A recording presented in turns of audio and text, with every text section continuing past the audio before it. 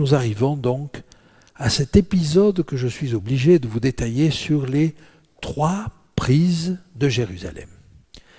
Alors vous voyez cette colonne de déportés, avec Jérusalem en flammes derrière, c'est une image de ce qui s'est passé à l'époque en 605 avant Jésus-Christ. La suivante. Donc Eliakim passe de l'une à l'autre. Et en 609, donc le roi Josias tente de s'interposer. Tout cela, je vous en ai parlé, et j'aimerais la suivante. Voilà. Le peuple du pays prit Joachaz, fils de Josias, il le fait roi, et Joachaz avait 23 ans lorsqu'il devint roi, mais il régna 3 mois à Jérusalem, c'est-à-dire juste pour Pharaon Nécho, le temps d'aller combattre, et puis de revenir. Quand il revient, le roi qui est installé ne lui convient pas, et il va en installer un autre. La suivante. Pharaon Nécho l'enchaîna à Ribla, dans le pays de Hamath, pour qu'il ne régnât plus à Jérusalem. Et il mit sur le pays une contribution de 100 talents d'argent et d'1 talent d'or. Et Pharaon Nécho établit roi Eliakim, fils de Josias, à la place de Josias son père, et il changea son nom en celui de Joachim. Il prit Joachaz qui alla en Égypte et y mourut. La suivante. Voilà la bataille de Carchemish. Alors vous ne le voyez peut-être pas, mais vous avez en gros la Turquie. Au-dessous, vous avez la Syrie, et vous voyez que Carchemish est à la jonction de ces 2 pays. C'est en Turquie, le site est en Turquie, mais à la jonction de la Turquie et de la Syrie. Et vous vous rendez compte que c'est encore un lieu de conflit. Et chaque fois que les armées veulent passer d'un côté ou de l'autre, eh bien vous vous rendez compte que c'est toujours le même couloir qui est emprunté. Et ces pays qui sont en guerre aujourd'hui, eh bien c'est ce qui nous est décrit aussi dans l'histoire du livre de Daniel. Alors le livre de Daniel commence de la manière suivante. La 3e année du règne de Joachim, le roi de Juda, Nebuchadnezzar, roi de Babylone, marcha contre Jérusalem et l'assiégea. On vous dit, Joachim avait 25 ans lorsqu'il devint roi, il régna 11 ans à Jérusalem. Sa mère s'appelait Zébuda, fille de Pédaja, de Ruma. Il fit ce qui est mal aux yeux de l'Éternel, entièrement comme avaient fait ses pères. Alors il fit ce qui est mal, bien sûr, parce qu'il a imité les pays qu'il avait vaincus, tous ces pays qui avaient petit à petit mangé ce royaume du Sud, étaient considérés comme forts, et leur Dieu était considéré comme meilleur que le Dieu d'Israël. Alors on allait adorer ces dieux-là. Et même vous avez un roi qui a envoyé un ambassadeur à Damas pour voir comment était fait l'autel de Damas, et pour se faire une réplique exacte de cet autel dans son royaume.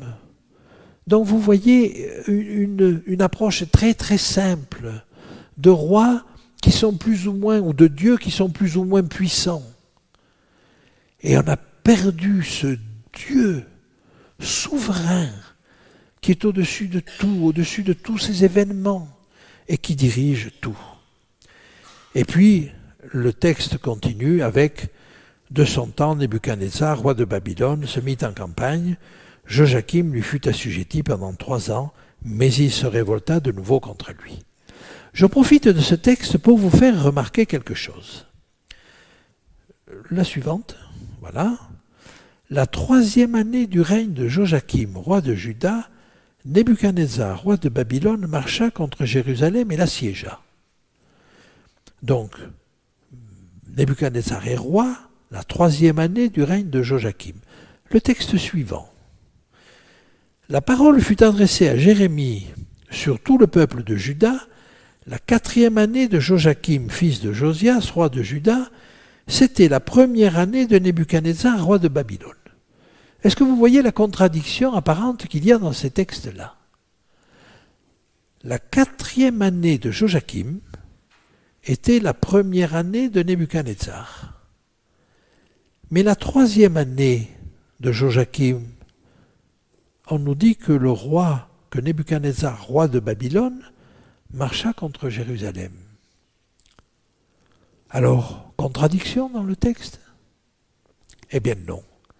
La réalité est différente. C'est pour vous montrer qu'il ne faut pas se laisser arrêter par des contradictions apparentes. En réalité, la 3e année du règne de Joachim, Nebuchadnezzar n'était pas encore roi, mais il était général en chef des armées de son père.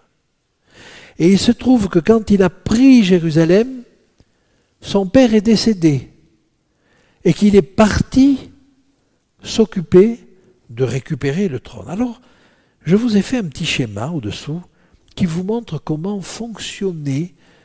Et si on ne le sait pas, on ne peut pas l'inventer. Et si on ne le sait pas, on pense qu'il y a une contradiction dans le texte. Mais regardez, vous voyez la 3e année de Joachim. Eh bien, la 3e année de Joachim, c'est la 21e année de Nabopolassar. Nabopolassar va mourir un peu avant la fin de l'année. Et le compte des années du roi ne se fait pas comme nous le faisons actuellement, à date anniversaire. On finit l'année. C'est-à-dire que le temps où Nebuchadnezzar a régné, donc après 605, c'est encore la 21e année de Nabopolassar. Et on appelle cela l'année d'accession de Nebuchadnezzar. Il est roi, mais ce n'est pas encore sa première année. Et vous voyez que la première année n'arrive qu'avec la 4e année de Joachim. Eh bien voilà, il n'y a pas d'erreur dans le texte. Si vous regardez, si vous comparez ces deux textes de manière sommaire, sans connaître la manière dont on comptait les règnes des rois, vous vous dites qu'il y a une contradiction. Quand il s'agit de la parole de Dieu, ne le dites pas trop vite. Parce qu'en réalité, vous avez un texte qui a été écrit par un auteur, Edwin Thiel, un adventiste, mais qui fait autorité partout, et qu'il a intitulé « Les nombres mystérieux des rois hébreux », où il reprend toutes ces contradictions apparentes, et où il montre qu'en réalité, il n'y a pas de contradiction, mais que toutes ces contradictions apparentes s'expliquent par différents phénomènes qu'il détaille, et en particulier ce phénomène de l'année d'accession au trône. À un moment donné, pendant quelques mois, Nebuchadnezzar était roi, et c'était encore l'année de son père, la 21e année de son père. Et sa première année ne commence qu'après. Voilà. Alors je voulais vous dire cela, bien sûr, et vous montrer combien il faut être prudent, mais confiant dans cette parole de Dieu. Petit résumé, en 609, Nécho va aider, le pharaon Nécho va aider la Syrie, mais la Syrie va s'effondrer.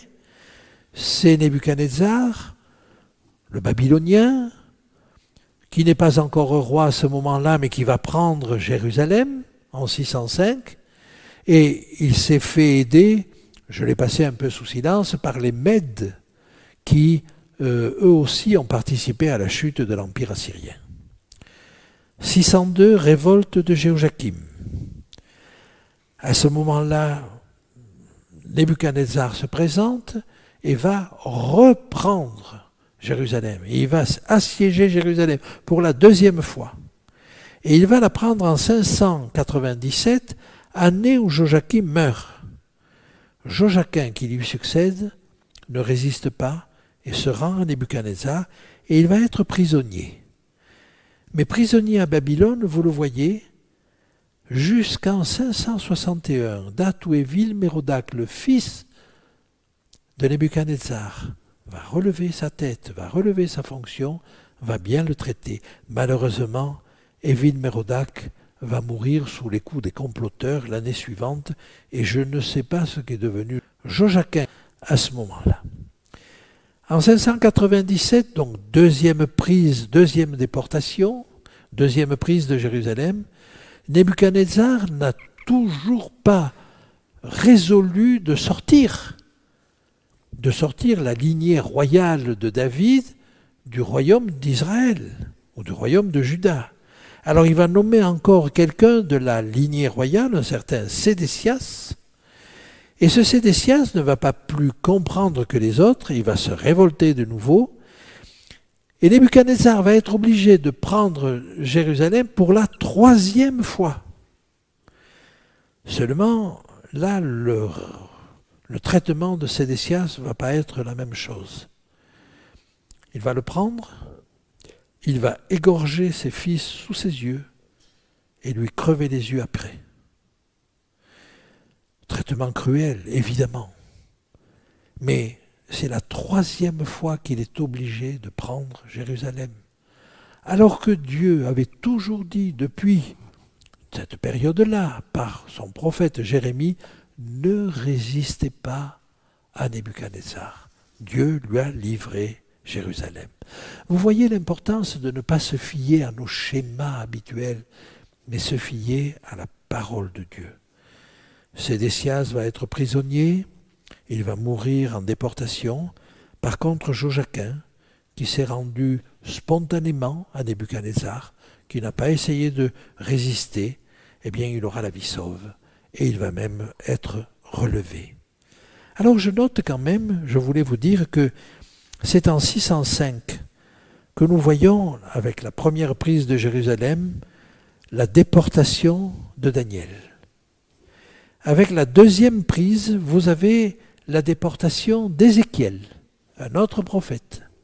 Mais vous avez également la déportation de Kis, qui est l'ancêtre d'Esther.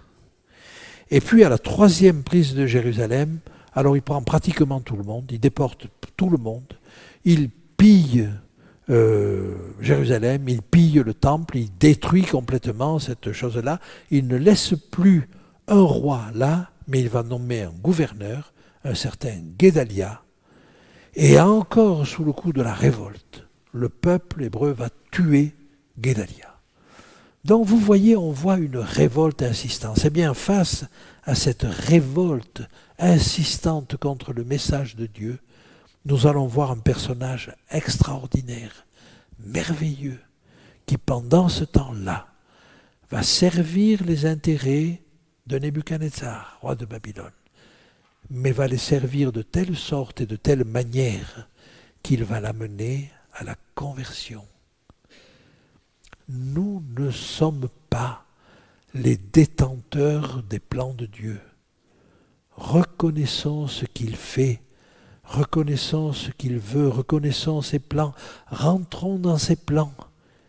Mais rentrer dans ses plans, ça n'est pas le fait de résister, ça n'est pas le fait de manifester son orgueil, ça n'est même pas le fait de montrer la puissance des richesses que Dieu donne, c'est d'obéir à sa parole. Que Dieu nous aide à vivre dans les faits, dans notre vie de tous les jours, cette obéissance, cette soumission à la parole, qui n'est pas une soumission aveugle, nous allons le voir, mais qui est une soumission intelligente, une soumission qui libère. Et quand on voit des personnages comme Daniel, on comprend que l'obéissance à Dieu est quelque chose qui grandit et qui non pas nous met à terre, nous humilie. Il y a de la gloire, il y a de l'honneur, il y a du bonheur à obéir à la parole de Dieu, à essayer de comprendre quel est son projet et à rentrer dans ce projet. Je vous remercie de votre attention.